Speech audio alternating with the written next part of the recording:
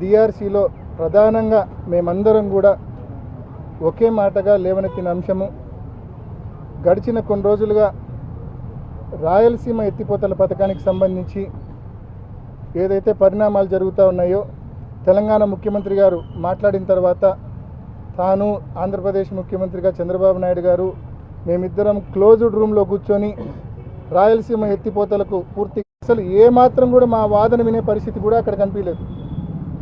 ఈరోజు ప్రతి రైతులో కూడా ఆందోళన ఉంది.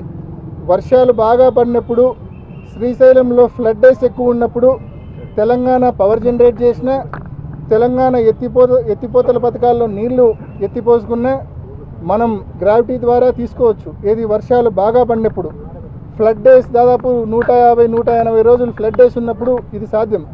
కానీ ఫ్లడ్ డేస్ తక్కువ ఉన్నప్పుడు మన పరిస్థితి చాలా ఘోరంగా ఉంటుంది.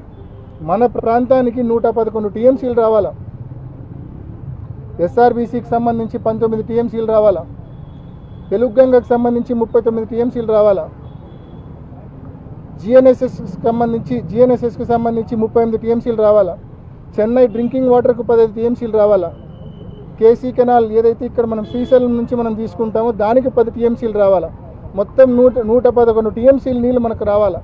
మొత్తం కేసీ కెనాల్ రైతాంగం, జిఎన్ఎస్ఎస్ కింద ఆయకట్టు రైతాంగం, తెలుగుగంగ ఆయకట్టు అంటే బ్రహ్మం సాగరు, SR1, SR2 రైతాంగం, ఇన్ని లక్షల మంది రైతులు వీటి మీద ఆధారపడి ఉన్నారు. మరి ఇంత పెద్ద అంశాన్ని ఏమాత్రం అంటే మేము చర్చ మొదలు పెడితే 2 నిమిషాలు మా వాదన వింటనే రివర్స్ ఎదురుదాడికి మళ్ళా మేము సమాధానం ఇస్తే డైవర్షను. కేవలం ఎదురుదాడి డైవర్షన్ తప్ప ఏమీ లేదు ఇక్కడ. ఏ సమస్యలు ఏవనెత్తినా ఇంతే. మరి ఈ డిఆర్సీ మీటింగ్లు ఎందుకో మరి అర్థం కాని పరిస్థితి. మరి ఇవాళ కూడా రైతుల తరపున రైతులు ఏదైతే ఆందోళన పడుతూ ఉన్నారో, ఓ పక్క తెలంగాణ పవర్ జనరేషన్ అనే పేరుతో నీళ్లు కిందికి వదులుతూ ఉంది, ఓ పక్క పాలమూరు రంగారెడ్డి దిండి ఎత్తిపోతల నుంచి వాటరు రోజుకు 3 టీఎంసీలు పంప్ చేస్తే 5-6 టీఎంసీలు వచ్చే ఫ్లడ్ ప్రతిరోజు తెలంగాణ ప్రాంతానికే పోతే ఎప్పుడు నీళ్లు 880 లెవెల్కి రావాలా, ఎప్పుడు 854 లెవెల్కి రావాలా, ఎప్పుడు మన ప్రాంతానికి నీళ్లు రావాలా? 854 అడుగులు పైకి పోతేనే కదా మనకు కనీసం 7000 క్యూసెక్లన్నా వచ్చేది.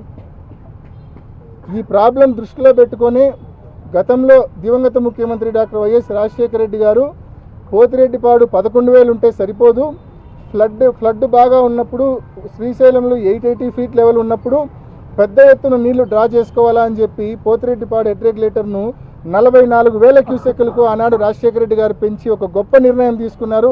ఆ నిర్ణయం వల్లనే ఫ్లడ్ డేస్ బాగా ఉన్నప్పుడు మనం పెద్ద ఎత్తున మన ప్రాంతానికి నీళ్లు తీసుకోగలుగుతూ ఉన్నాం.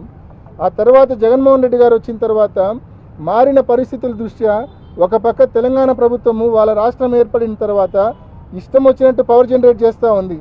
ఆ గతంలో ఒకే రాష్ట్రం ఒకే మాట, ఇప్పుడు రాష్ట్రాలు 2 అయిపోయిన తర్వాత తెలంగాణ ప్రభుత్వం వాళ్ళ ఇష్టం వచ్చినట్టు వాళ్ళు పవర్ జనరేషన్ చేస్తూ ఉన్నారు. వాళ్ళ ఇష్టం వచ్చినట్టు వాళ్ళు లెఫ్ట్ కెనాల్ నుంచి మరి ఎత్తిపోతల పథకాలు నిర్మించుకుంటూ పోతూ ఉన్నారు. మరి అదే జరిగితే మనకు హక్కుగా రావాల్సిన నీళ్లు, మనకు అలొకేషన్ చేయబడ్డ 111 టీఎంసీల నీళ్లు మనం డ్రా చేసుకోవడం అనేది అసాధ్యమైన పరిస్థితి వస్తుంది.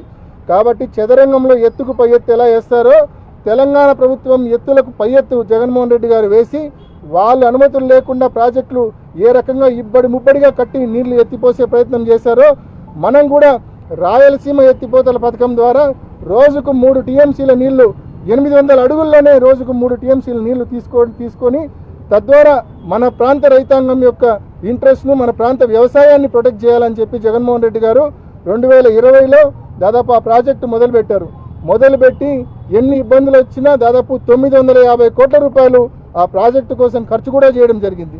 మేము ఇవాళ డిఆర్సీ మీటింగ్లో అడిగింది వీళ్ళని ఒకటే, మీరేం చేసినారని చెప్పి మమ్మల్ని క్వశ్చన్ చేసినారు వాళ్ళు. మేము ఒకటే చెప్పినాం, జగన్మోహన్ రెడ్డి గారు ఈ ప్రాజెక్టు యొక్క ఉద్దేశం ఎక్స్ప్లెయిన్ చేసిన తర్వాత ఈ ప్రాజెక్టు కోసము ఈ పునాదిరా వేసిన తర్వాత 950 కోట్ల రూపాయలు మేము ఏం చేసినాము, ఈ నుంచి మీరు ముందుకు తీసుకెళ్ళండి, ఆ దిశగా మాకు స్పష్టమైన హామీ ఇవ్వండి ప్రభుత్వం తరపున అంటే ఆ హామీ మాత్రం ఇవ్వరు. కేవలం ఎదురుదాడి, కేవలం డైవర్షను. రాయలసీమ ఎత్తిపోతల పథకాన్ని ముందుకు తీసుకెళ్తామన్న హామీ మాత్రం ఈ ప్రభుత్వం ఇవ్వని పరిస్థితి. నిన్నటి దినాన సాక్షాత్తు మరి మంత్రి గారు, ఇరిగేషన్ మంత్రి గారు చెప్తా ఉన్నారు ఈ ప్రాజెక్టే నిరుపయోగమని. ఆయనకు బుర్ర ఆడుందో మరి నాకైతే తెలియదు, కానీ ఈ ప్రాజెక్టే నిరుపయోగం అంట. ఆల్రెడీ 798 ఫీట్లో ముచ్చుమర్రు ఉంది కదా అంటాడు. 798 ఫీట్లో ముచ్చుమర్రు నుంచి మనం డ్రా చేసేదంతా 1000 క్యూసెక్కులు. రాయలసీమ ఎత్తిపోతల పథకం ద్వారా మనం డ్రా చేయబోయేదంతా 33,000 క్యూసెక్కులు, రోజుకు 3 టీఎంసీలు. మరి ఆయనకు దీనికి దానికి తేడా తెలియకుండా ఇరిగేషన్ మంత్రి మాట్లాడుతున్నారంటే నిజంగా మరి ఇంత గొప్పలను చంద్రబాబు నాయుడు గారు ఇరిగేషన్ మంత్రిగా పెట్టడం జరిగింది. మరి తప్పకుండా ఈ ప్రభుత్వాన్ని మరి రాబోయే రోజుల్లో వైఎస్ఆర్ కాంగ్రెస్ పార్టీ తరఫున ఉధృతంగా ప్రశ్నిస్తాం.